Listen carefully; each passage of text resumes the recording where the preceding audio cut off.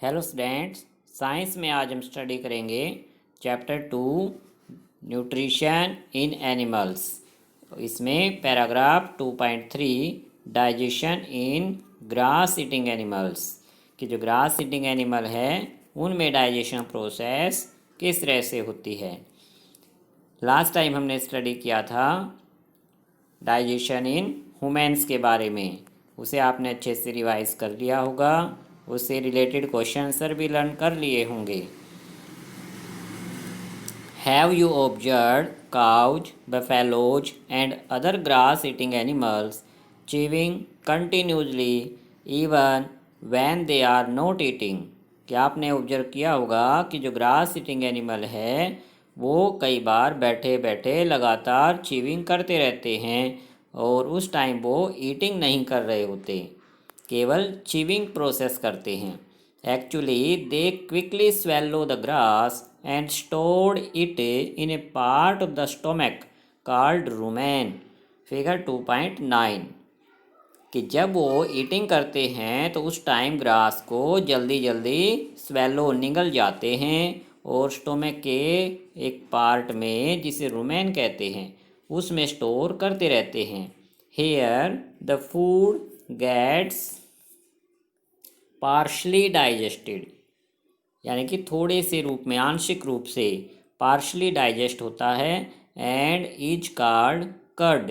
Partially digest होने के बाद उस फूड को कर्ड कहा जाता है। देख सकते हैं स्टूडेंट्स फिगर में, रूमेन पार्ट स्टोमक के एक पार्ट है, ये स्टोमक है और इसी में एक रूमेन पार्ट है।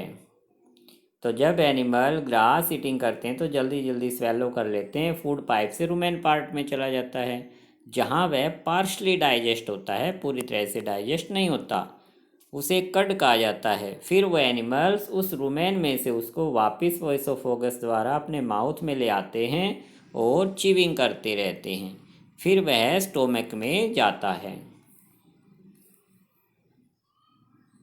But later the curd returns to the mouth in small lumps and the animal chew it. This process is called rumination and these animals are called ruminants. So students, वह curd यानी जो food जो grass लिया था, जो partially digest हो चुका है, वह वापस थोड़े थोड़े पार्ट में एनिमल्स अपने माउथ में लाते हैं, उसको चीव करते हैं। इस प्रोसेस को रूमिनेशन प्रोसेस कहा जाता है और इन एनिमल्स को रूमिनेंट्स कहते हैं। The grass is rich in cellulose, A type of carbohydrates in ruminants like cattle, deer, etc. Bacteria present in rumen helps in digestion of cellulose. Many animals, including humans, cannot digest cellulose. कि grass के अंदर एक cellulose नाम का component होता है जिसे carbohydrates की ही एक टाइप कहा गया है। तो रूमिनेंट्स यानी ग्रास ईटिंग एनिमल के रूमेन के अंदर कुछ बैक्टीरिया प्रेजेंट होते हैं जो इस सेलुलोज को डाइजेस्ट करने में उनकी हेल्प करते हैं, जबकि ह्यूमन बीइंग के अंदर इस तरह का डाइजेस्टिव सिस्टम नहीं होता, रूमेन पार्ट नहीं होता, इसलिए ह्यूमन सेलुलोज को डाइजेस्ट नहीं कर पाते। पहली ने क्या पूछा बच्चों? Paheli wants to know why this animals can not chew food properly at the time they take it in. कि पहली जानना चाह रही कि ये एनिमल अपने फूड को प्रॉपरली हमारी तरह च्यू क्यों नहीं कर सकते। क्योंकि स्टूडेंट जब ये ईटिंग करते हैं तो ये जल्दी जल्दी उसको निगल जाते हैं और बाद में आराम से बैठकर उसको च्यू करते हैं, क्योंकि इनके स्टोमक के 2 पार्ट्स हैं। रूमेन पार्ट में जाता है पहले फूड, फिर वापस वहाँ से आके जब माउथ में इनको चबाते हैं तब वो स्टोमक में जाता है। बूजो जानना चाहता है, Boojho wants to know why we can not digest cellulose like the cattle do. कि जिस तरह से ये एनिमल जो हैं सेलुलोज को डाइजेस्ट कर लेते हैं, लेकिन ह्यूमन्स क्यों नहीं कर पाते, कि हम क्यों नहीं कर पाते। सो स्टूडेंट्स, इसका आंसर हमने अभी पढ़ा कि जो सेलुलोज है वह कैटल के अंदर कुछ बैक्टीरिया होते हैं रुमेन पार्ट में, वो उसको डाइजेस्ट करते हैं। और हमारे डाइजेस्टिव सिस्टम में रुमेन कंपार्टमेंट नहीं होता, तो रुमेन कंपार्टमेंट नहीं है तो वो सेलुलोज भी डाइजेस्ट नहीं हो पाएगा। इसलिए अगर हम ग्रास खाते रहेंगे, यानी ग्रास ईटिंग एनिमल की तरह अगर हम केवल लीफी वेजिटेबल ही खाते रहें और कुछ भी ना खाएं, तो वो हम डाइजेस्ट नहीं कर पाएंगे। Animals like horses, rabbit, etc. have a large sac-like structure called caecum between the esophagus and the small intestine. Figure 2.9 कि कैसिकम नाम का कंपार्टमेंट होता है हमारे में, जैसे स्टोमक है इनके में कैसिकम है कि उसके 2 पार्ट बना रखे हैं।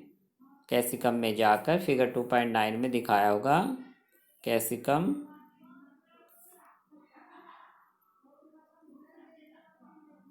स्मॉल इंटेस्टाइन और स्टोमक के बीच में ये दिखा रखा है स्टूडेंट्स, कैसिकम ये रहा, इसे फिगर में देख सकते हैं। ये है कैसिकम कंपार्टमेंट, स्टोमक और स्मॉल इंटेस्टाइन के बीच में है। तो ग्रास ईटिंग एनिमल्स में ये पार्ट पाया जाता है। The cellulose of the food is digested here by the action of certain bacteria which are not present in humans. तो इस कैसिकम कंपार्टमेंट में सेलुलोज डाइजेस्ट होता है।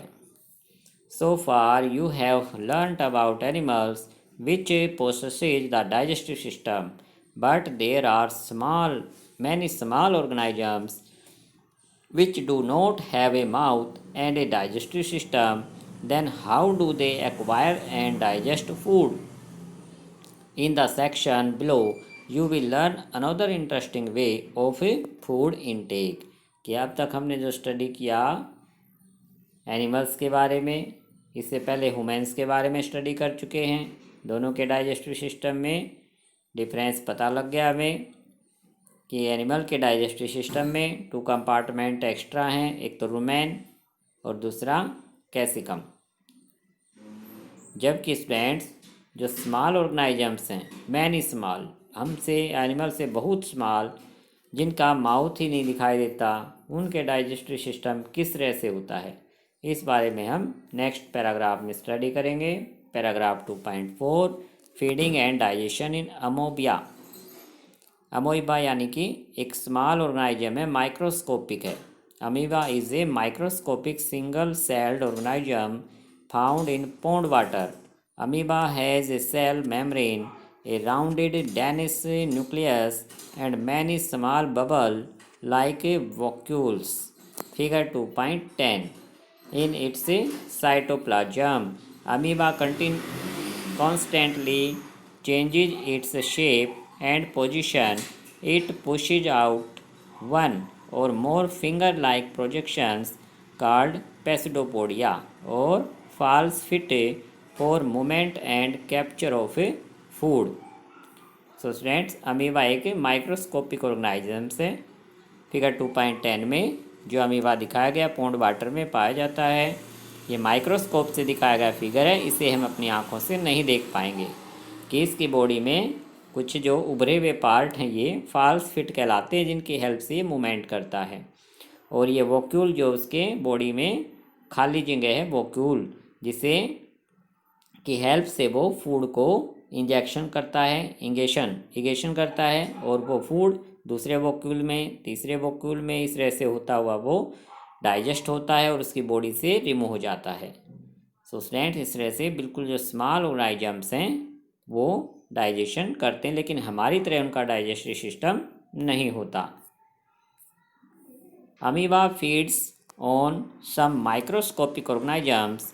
When it sends food, it pushes out pseudopodia around the food particle and engulfs it. The food becomes trapped in a food vacuole कि food vacuole से food trap करता है, movement करता है और डाइजेस्ट हो जाता है। Digestive juices are secreted into the food vacuole. They act on the food and break it down into simpler substances. Gradually, the digested food is absorbed. The absorbed substances are used for growth, maintenance, and multiplication. The undigested residue of the food is expelled outside by the vacuole.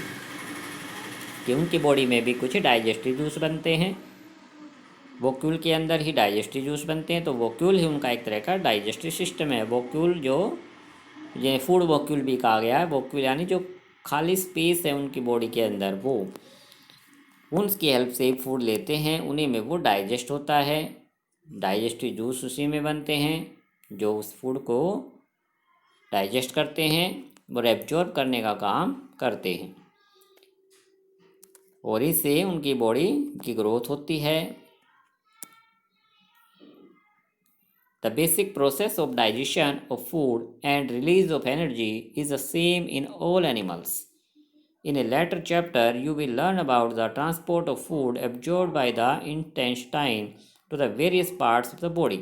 So friends, इस chapter में हमने basically digestion system के बारे में study किया है कि सभी ऑर्गेनाइजम की एक बेसिक प्रोसेस है कि फूड को डाइजेस्ट करना और उससे एनर्जी रिलीज़ करना।